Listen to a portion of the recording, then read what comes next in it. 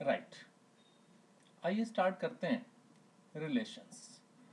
और रिलेशंस को समझने से पहले हमें ज़रूरत है कार्टेशियन प्रोडक्ट को समझने की।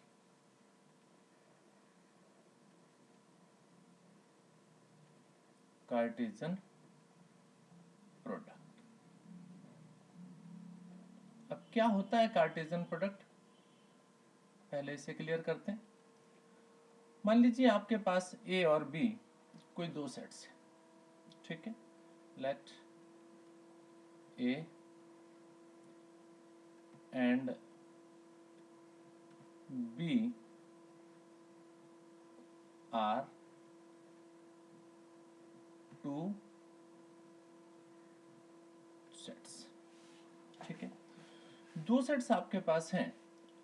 अगर आपने इनका कार्टेशियन प्रोडक्ट, जिसे आप सीधी भाषा में मल्टीप्लिकेशन ऑफ सेट्स कह दीजिए, तो दो सेट्स का मल्टीप्लिकेशन अगर आप करते हैं तो उसको हम लिखते हैं कुछ इस प्रकार से, ए कॉमा बी, और क्या पढ़ते हैं, ऑर्डर्ड पेयर।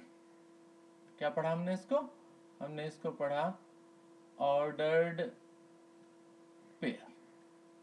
पेयर है ना ये, और ऑर्डर्ड का मतलब है ऑर्डर से लगा हुआ, क्रम से लगा हुआ। Ordered pair A comma B, जिसमें जो ये पहला मेंबर है ए, ये किसका मेंबर है जी, ये तो सेट ए का मेंबर है जी। ए बिलोंग्स टू सेट ए, और जो दूसरा मेंबर है वो सेट बी का मेंबर है जी। तो इस तरह से हम डिफाइन करते हैं किससे, cartesian product A into B को जी, ठीक है। आइए इसको हम एक एग्जांपल लेकर के भी सीख लेते हैं जी। तो देखिए जी, हमारे पास एक सेट है, मान लीजिए, जिसके मेंबर्स हैं हमारे पास 1 2 एंड 3। एक दूसरा सेट मेरे पास है बी, उसके मेंबर्स मेरे पास हैं 4 एंड 5, ऑलराइट, जिसके मेंबर्स हैं मेरे पास 4 5। अब अगर मुझे cartesian product A into B का वैल्यू फाइंड आउट करना है, तो मुझे पहला मेंबर सेट ए से, दूसरा मेंबर सेट बी से क्या लिखें जी, 1 कॉमा 4, फिर 1 comma 5, 2 comma 4, 2 comma 5, and then 3 4 और 3 5।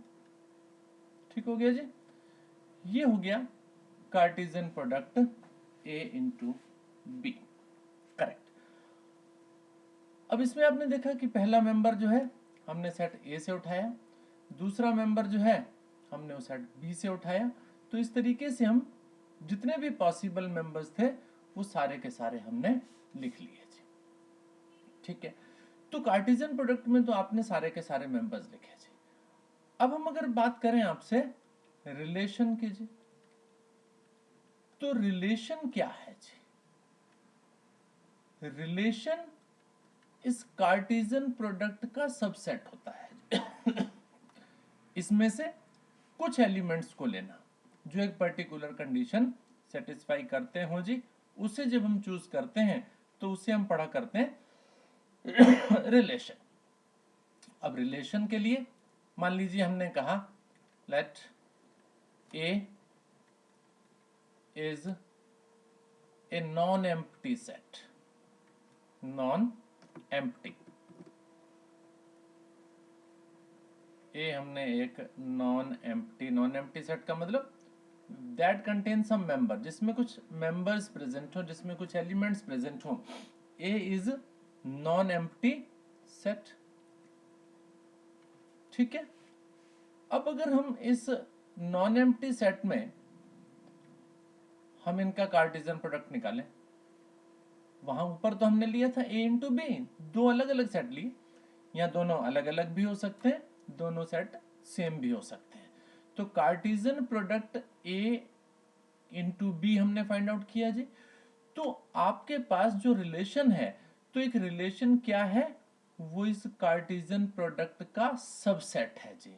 Then A into B is Cartesian product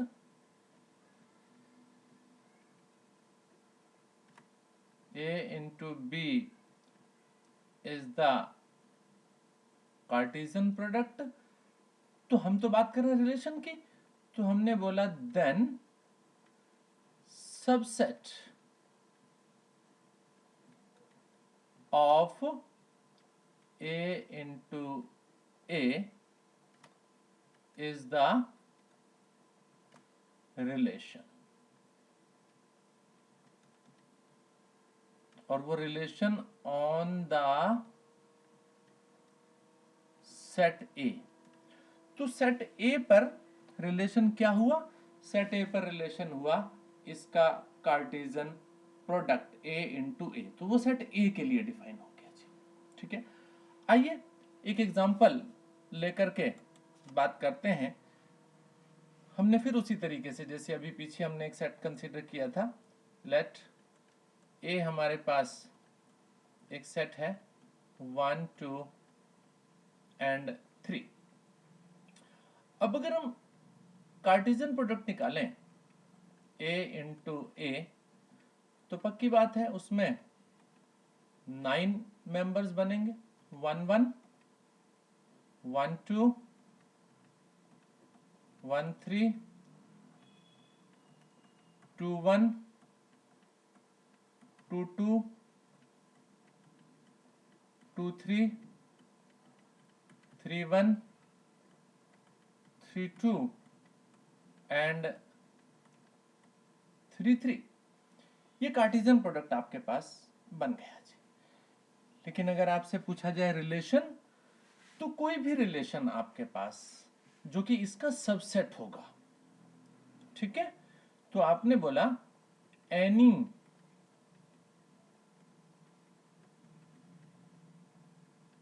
subset of this A into A is the relation। ठीक है, अब आइए हम इनको दो एग्जांपल लेकर के हम आपके साथ डिस्कस करते हैं। लीजिए जी, हमने एक रिलेशन R डिसाइड किया, और उस R में हमने क्या बोला? R is a relation of ordered pair A, B such that ये A भी सेट A से बिलोंग करता है and B also belongs to set A। और आपसे बोला गया उन A और B का जो सम है ना, वो 10 होना चाहिए। तो एक रिलेशन आपको डिफाइन करके दे दिया जाए कि ऐसे ऑर्डर्ड पेयर को ऊपर वाले उस सेट ए में से चूज कीजिए जिनके एलिमेंट्स का सम 10 हो जी। तो लो जी, अब ढूंढने की कोशिश करो कौन कौन से एलिमेंट्स को ऐड करोगे तो 10 आएगा। शायद आपको ऐसा कोई भी एलिमेंट नहीं मिल रहा है जी, आपको ऐसा कोई भी एलिमेंट नहीं मिल रहा जिनका सम जो है वो 10 के इक्वल हो जी। तो क्या बोलेंगे जी फिर आप? तो हम तो बोलेंगे जी R नाम का जो सेट हमको गिवन है that is an empty set, यानी फाई। अब फाई के बारे में आप जानते हैं कि फाई जो है वो तो सबसेट होता है किसी भी सेट का। पक्की बात है, फाई जो है वो A इंटू ए का भी सबसेट होगा जी। फाई, ये सबसेट का निशान हमने लगाया जी, A इंटू ए, तो phi is the subset of A into A. पक्की बात है, अभी हमने क्या बोला कि कोई भी सबसेट जो कि इस A इंटू ए से बिलोंग करेगा वो रिलेशन होगा जी। पक्की बात है, phi is also the relation. तो phi is the subset of A into A, और इसलिए इसको हम रिलेशन का पार्ट बोल रहे हैं जी। लेकिन कोई भी मेंबर ऐसा नहीं मिला ना आपको जो इस कंडीशन को सेटिस्फाई कर रहा हो A plus B is equal to 10, तो फाई आपका रिलेशन हो गया जी। और इस तरह का रिलेशन जिसके अंदर कोई भी एलिमेंट सेटिस्फाई ना करता हो, उसका नाम हम दे दिया करते हैं empty relation. That is empty relation. तो एक टाइप हो गया जी रिलेशन का, जिसका नाम हो गया empty relation.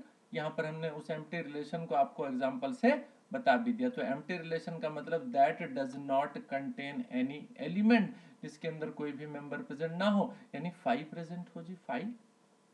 5 mean no element present. चलिए आइए, ये हमने एक रिलेशन डिफाइन किया था। चलिए जी मान लीजिए इसको हम R1 कहते कर देते हैं। साथ ही साथ हम एक R2 नाम का रिलेशन और ले लेते हैं जी, और उसको भी बोला हमने ordered pair A, B such that A belong करता है A से, और ये जो B है ये बिलोंग करता है A से, और इसमें बोला गया A plus B less than 10। चलिए जी, इसको हमने एक दूसरी तरह से कर दिया, A plus be less than 10, थोड़ा सा चेंज हुआ। अब ढूंढिए जी उस A इंटू ए में कौन से एलिमेंट हैं जी जो लेस देन 10 है। आपने बोला जी ये तो सारे के सारे एलिमेंट का सम जी 10 से लेस आएगा। तो आपने क्या बोला, आपने बोला एवरी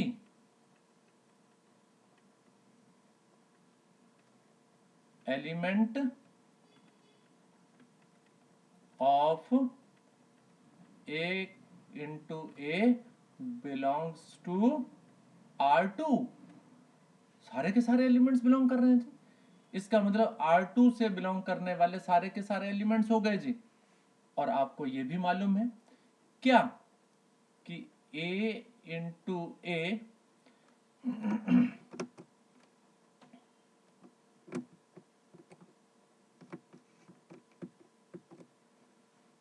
आपको मालूम है, यहाँ डिस्कस कर लेते हैं। A into A is the subset of A into A, equal है, that is also the subset. तो इसलिए हमने क्या बोला कि ये A इंटू ए भी एक रिलेशन हो गया, क्योंकि रिलेशन की डेफिनेशन क्या बताई, any subset of A into A. तो जब A इंटू ए भी A इंटू ए का सबसेट हो गया तो ये भी एक रिलेशन बन गया, और ये R2 से बिलोंग कर गया, और R2 में सारे के सारे elements, every element belongs to this, सारे के सारे एलिमेंट बिलोंग इससे करते हैं। तो ये भी आपके पास एक रिलेशन बन गया जी। लेकिन इसको भी एक पर्टिकुलर हम नाम देंगे जी, और उस पर्टिकुलर नाम को क्या बोलेंगे जी, उसको हम बोलेंगे universal relation, that is the universal.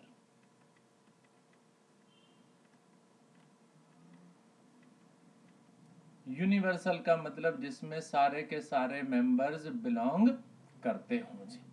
तो ठीक है, तो हमने आपको कोई एक सेट कंसीडर किया, उसके कार्टेशियन प्रोडक्ट फाइंड किया, और दो टाइप के रिलेशन R1 और R2, जिसमें एक के अंदर कोई भी मेंबर कंडीशन सेटिस्फाई नहीं कर रहा था और दूसरे में सारे के सारे सेटिस्फाई कर रहे थे।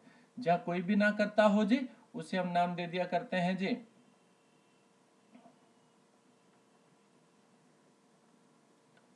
एम्प्टी रिलेशन, और जहां सारे के सारे कर रहे हैं उसे हम नाम दे देते हैं जी universal relation. This one is the universal relation, correct. ये आपके पास empty relation where no element belongs to the relation. Is it fine? बढ़िया।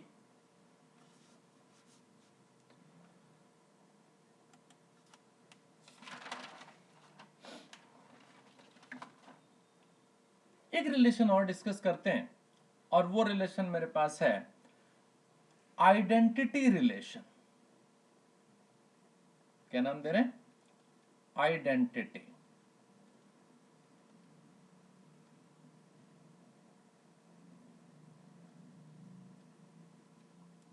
नाम दे रहे हैं आइडेंटिटी रिलेशन। अब आइडेंटिटी रिलेशन किसे बोलते हैं जी? सबसे पहली बात तो आइडेंटिटी रिलेशन को हमने आई और यहां जो सेट है उसका नाम लिख दिया। तो identity relation to the set A. अब वो जो सेट ए के अभी पीछे हमने जो लिखा, उस सेट के ए के अंदर हमने देखा जी कार्टेशियन प्रोडक्ट हमने फाइंड किया था, और उसमें हमारे पास 1 1, ये आपके पास 1 1, ये यहां पर ये 2 2 और ये 3 3। जहां पर ऑर्डर्ड पेयर के दोनों एलिमेंट आपस में एक दूसरे के इक्वल हों, उसे हम नाम दे दिया करते हैं जी आइडेंटिटी रिलेशन। तो किस तरीके से डिफाइन किया जी हमने? आइडेंटिटी रिलेशन को हम लिखते हैं ordered pair A comma A such that A belongs to set A for all A, सारी की सारी वैल्यूज के लिए। ठीक है, सारी की सारी वैल्यूज के लिए आपके पास इस तरह की वैल्यूज, इस तरह की एंट्रीज जो आपस में एक दूसरे के इक्वल हैं, आइडेंटिटी रिलेशन नाम दे दिया करते हैं। तो वो जो पीछे वाला हमने एग्जाम्पल आपके सामने डिस्कस किया, उस एग्जाम्पल के अकॉर्डिंग अगर हम देखें तो क्या बोल सकते हैं हम? 1,1, 2,2 एंड 3,3 ये एलिमेंट्स आपके पास हैं which gives the identity relation.